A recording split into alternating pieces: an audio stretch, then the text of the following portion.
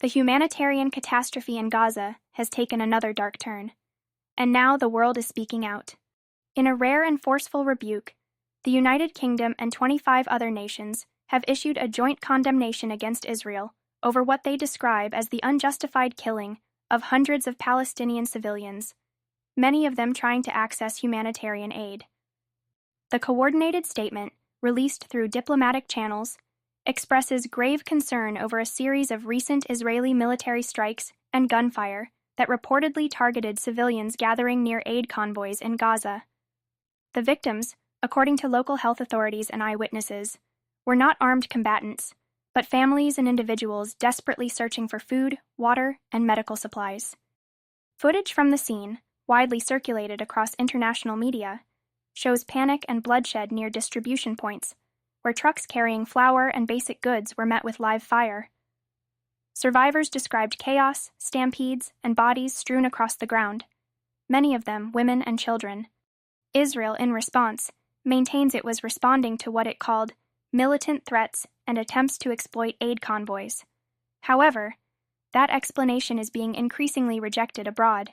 Human rights organizations, aid agencies, and now governments across Europe, Latin America, and Africa are calling for independent investigations and full accountability. For the UK, this marks one of the most direct criticisms of Israeli actions since the latest escalation in Gaza began. British Foreign Office officials said the killings raise serious questions about proportionality and civilian protection under international humanitarian law. The condemnation comes as conditions in Gaza worsen by the day. With infrastructure in collapse, hospitals overwhelmed, and food supplies critically low, the UN has warned of famine, disease, and systemic breakdown across the enclave. Aid trucks, already limited, have become lifelines and flashpoints.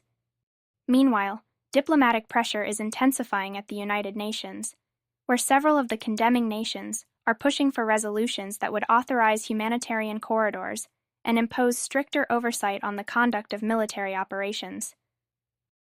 Back in Gaza, the toll is staggering. Over 30,000 Palestinians are reported dead, the majority of them civilians, according to Gaza's health ministry.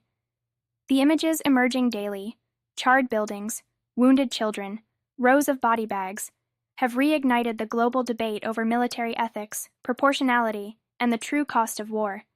The message from the international community is now loud and clear. Even in war there are rules, and if those rules are broken, the world will respond.